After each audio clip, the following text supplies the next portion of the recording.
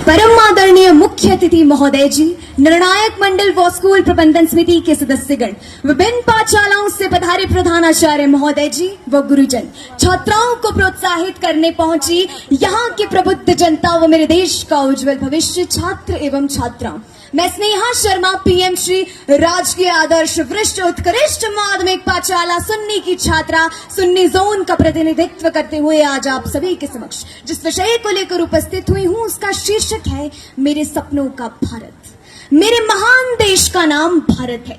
मेरे सपनों का भारत कैसा हो, इसको जानने से पहले भारत के बारे में जानकारी ले लेते हैं। भारत का शाब्दिक अर्थ है जहां सूर्य की आभा हो। भा का अर्थ है सूर्य का प्रतीक और रथ का अर्थ है रमा हुआ। जिस देश में सूर्य जितना प्रकाश हो, तेज हो, वो भारत है और उस भारत के हम नागरिक हैं। हालांकि इसका नाम दुष्यंत व शकुंतला के पुत्र राजा भरत के नाम से प्रेरित होकर पड़ा।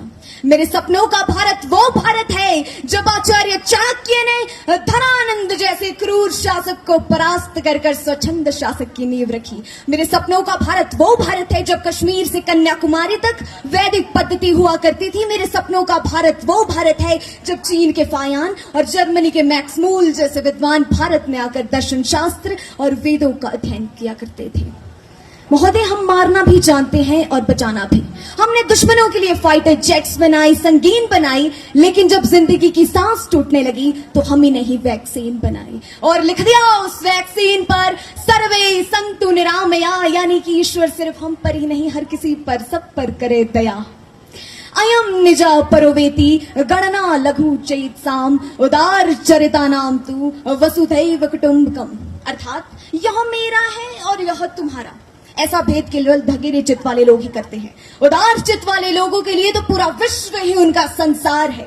महोदय, मुझे बड़ा ही गर्व महसूस होता है जब इसरो के वैज्ञानिक चंद्रमा के दक्षिण छोर में अपना चंद्रयान उतारते हैं और वहीं दूसरी ओर भारत का न खाकर कुछ नमक हराम देश के साथ गद्दारी कर भारत को नशे की सामग्री वो हथियार अवैध तरीके से पहुंचाकर देश की युवा शक्ति का खात्मा कर रहे हैं। हमारा आज का युवा ही इस देश का आने वाला भविष्य है और मेरा सपना यह है कि यह इस देश का हर एक युवा निडर, साहसी, ईमानदार होकर स्वदेश प्रेम का भाव रखकर देश को आगे ले जाने के प्रयास में गुम होता हुआ नजर आना चाहिए। तो और वहीं दूसरी ओर वह स्वदेश प्रेम का भाव तो छोड़ो, वो एक ऐसे प्रेम के जाल में फंस चुका है जिसमें 4 बाई 4 इंच की छोटी सी स्क्रीन पर अपनी कोमल अंगुलियों की घर्षण मात्र से अपनी भावनाओं की इमोजी भेज रहा है। 4 बोतल बोट का काम मेरा रोजगार ने भारत का भविष्य तबाह कर दिया है। ऐसे तो मेरा सपना पूर्ण नहीं होगा आदरणीय, हमें छोटी छोटी कोशिशें करनी होगी। युवा शक्ति बहती है, चाहती हूँ कि गौर करें कि बलिदानियों की उस गाथा में तुम बलिदानियों का एक और पन्ना जोड़ दो। बलिदानियों की उस गाथा में तुम बलिदानियों का एक और पन्ना जोड़ दो, या तो समर्पित कर दो प्राण देश को या तो इस देश की ही बातें करना छोड़ दो। अरे चिट्ठियां यदि प्रेम की पढ़ते हमारे क्रांतिकारी तो कोई अपने जिगर में देश को बोता नहीं और हुस्न में ही डूब जाते यदि भक्त शेखर, तो धरा पर मिटने वाला मिलता लाल एक लौता नहीं। उस समय का हर एक युवा यदि दिल में बगावत ढंगता तो राष्ट्र अपना फिर से कभी गुलामी को ढोता नहीं और राणा शिवाजी खेलते यदि रूप रंगों के खिलौने तो कहीं इस देश का ये अस्तित्व होता नहीं। महोदय, आज की श्रृंखला की सबसे कड़वी बात कहने जा रही हूँ और मुझे पता है कि मैं इस समय कहां पर खड़ी हूँ। मुझको तो सारी धरती की जीवन गाथा दिखती है, मुझको तो सारी धरती की जीवन गाथा दिखती है और भारतीय संस्कृति की शुद्ध सुजाता दिखती है। तुमको भारत की बेटियों में कमसिन कलियां दिखती होंगी, मुझको तो भारत की बेटी में एक भारत माता दिखती है।